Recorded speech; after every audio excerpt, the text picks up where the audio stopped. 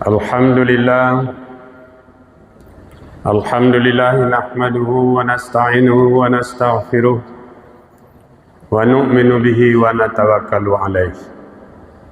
Ashhadu an la ilaha illallah wahdahu la syarika lah wa ashhadu anna Muhammadan abduhu wa rasuluh la nabiyya ba'da. Faqala Allah subhanahu wa ta'ala fil Qur'an Karim, A'udzu billahi minasy syaithanir rajim. Bismillahirrahmanirrahim.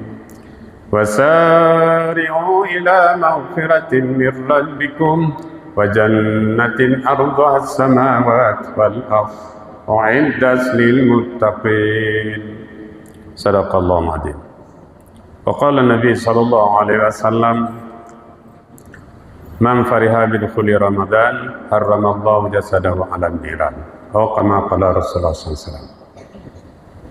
Hadirin hadirat para jemaah subuh yang dimuliakan oleh Allah Subhanahu wa taala. Syukur kita kepada Allah.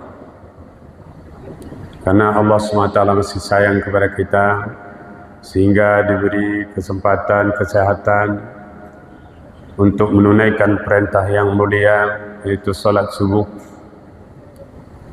Mudah-mudahan amalan kita diterima oleh Allah Ta'ala. Salawat dan salam juga tidak lupa kita sampaikan kepada Nabi kita Nabi Muhammad sallallahu alaihi wasallam, yakni Allahumma salli ala sayyidina Muhammad wa ala alihi wa sahbihi ajma'in.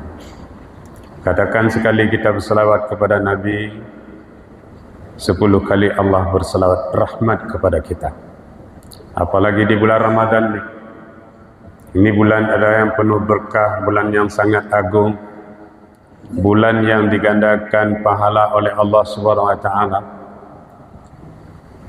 Kepada umat-umat dahulu tidak diberikan pula, tapi kepada umat ini diberikan. Ini tanda kasih sayang Allah Subhanahu wa taala. Tapi kalau perkara dunia, Allah berikan kepada siapa saja.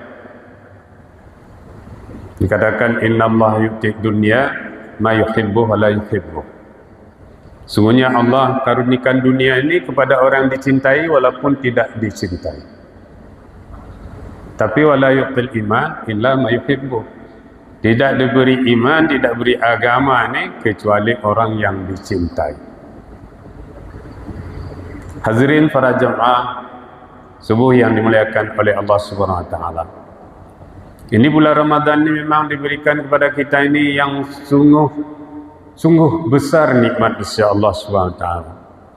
Kita sering mendengar dalam hadis, keterangan hadis, katakan bulan Ramadan ini dibagi 3. 10 pertama adalah rahmat Allah, 10 kedua maghfirah, 10 ketiga itqum minan nar.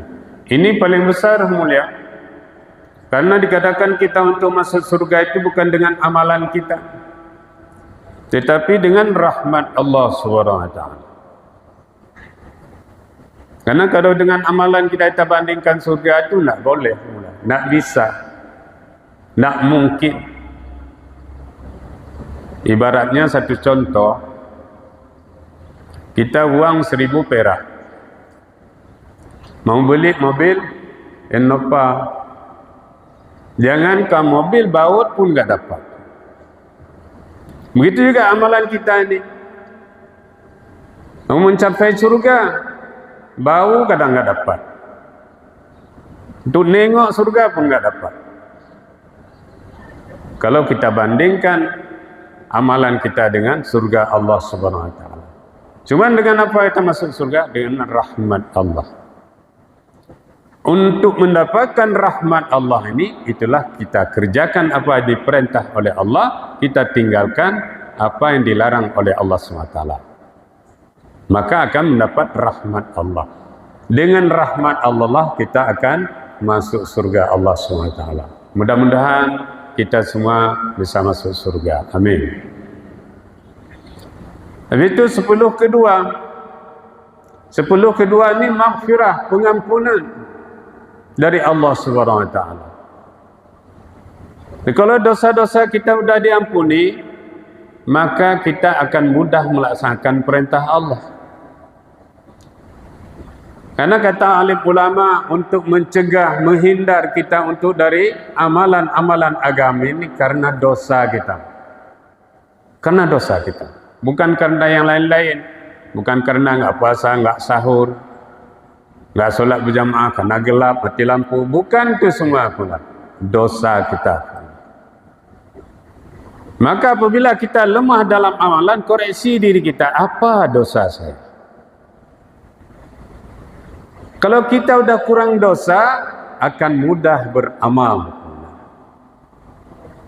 Kenapa dulu sahabat-sahabat, nabi-nabi, ulama-ulama, katakan dalam hadis itu, nabi itu, solat itu penyejuk mata. Kita kadang solat jadi masalah.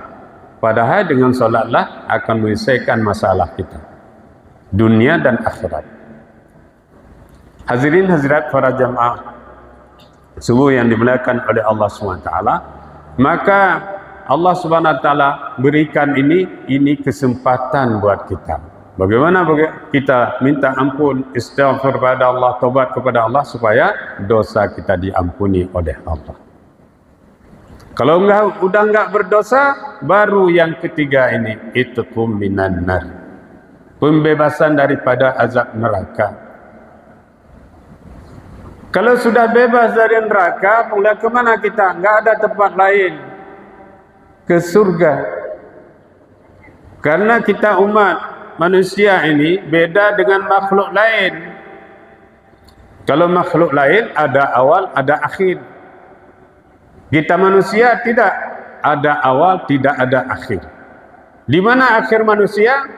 Fariqum fil jannah wa fariqum fis sa'ir. Sebagian nanti ke surga, sebagian ke neraka. Itu tempat akhir selama-lamanya. Maka kalau kita kerjakan perintah-perintah Allah di dunia ini, makhluk ini menjadi saksi nanti di hari akhirat, yang baik atau yang buruk. Misalnya kita ke masjid, ditengok oleh lembu, oleh kerbau. Nanti di hari akhirat disaksikan kita. Saya pernah melihat tanggal sekian, hari sekian dia ke masjid untuk solat berjamaah. Setelah menyaksikan kita, baru dia kembali jadi tanah. Kembali jadi tanah. Maka disitulah orang-orang kafir berkata, wa yaqulul kafiru ya laitani kuntu turaba. Berkatalah orang-orang kafir, maunya kami jadi tanah saja. Tidak mungkin. Manusia ini tidak jadi tanah. Manusia bertanggung jawab. Ada awal, tidak ada akhir. Di mana akhir? Di surga atau di neraka. Nah, kalau sudah dikatakan bebas dari neraka, pasti masuk surga pula. Yakinlah. Kita yakin. Dan banyak amalan-amalan lain pemuda yang diberikan dalam Ramadan ini. Kita sering juga dengar, mungkin bagian puasa sudah banyak disampaikan pemuda. Kita buat amalan sunat dikira fardu di bulan lain. Kita buat fardu dikali 70 kali fardu di bulan lain. Kalau sekiranya dunia saja dikali demikian pemuda, macam mana orang akan berlomba? Misal, satu perusahaan, kata pemilik perusahaan, siapa yang kerja pada bulan ini, gajinya saya ganda 70 kali ganda. Kalau gaji 3 juta saja pemulia, kali 70, 210 juta. Siapa enggak berlomba? Mungkin sakit-sakit pun pergi kerja demi gaji yang demikian. Ini Allah yang bilang, diganda kita dalam Ramadan ini. Maka inilah kita usaha pun. Bagaimana kita usaha betul-betul, semoga apa yang dijanjikan Allah pasti diberikan kepada kita. Apalagi di akhir Ramadan ini. Ini berlomba-lomba. Memang kadang-kadang banyak lalai kita. Masih fikir ni bagaimana ini, belanja ini, pakaian baru dan sebagainya. Padahal dikatakan pakaian baru itu bukan karena untuk hari raya. Laisan aid liman libasil jadid. Bukan dikatakan hari raya itu dengan pakaian baru.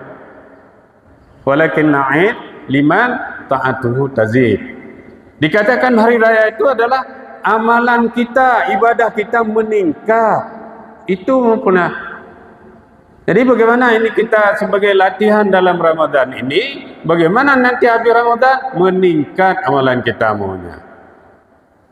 Apa saja ada perubahan, akhlak kita meningkat, mana orang jumpa beri salam, ramah, tamah dan sebagainya, dengan tetangga baik, dengan anak istri damai dan sebagainya. Ini peningkatannya pula. Maka ini perlu kita tingkatkan pula. Jangan kita ikut nafsu. Ini ada satu kisah untuk menutup ceramah kita. Ada kisah seorang orang kaya. Dia kaya, serba adalah. Pokoknya sudah digelar orang kaya. Tapi dia mempunyai seorang pembantu. Pembantu ini agak bodoh dikit, tapi jujur, patuh. Satu hari orang kaya ini panggil di pembantu. Kemari kamu akan saya nasihati. Saya beri amanat. Saya beri hadiah untuk kamu. Cuman hadiah ini, apabila nanti aku sudah tak ada, hadiah ini kau berikan kepada orang yang lebih bodoh daripada kamu. Ini amanat dia. Maka singkat cerita, orang kaya ini jatuh sakit. Sehingga dia berobat ke sana kemari, enggak kunjung sembuh. Doktor pun menyerah sudah. Ngetambah berat. Karena merasa dia sudah sakit terus ini pasti ini akan meninggal.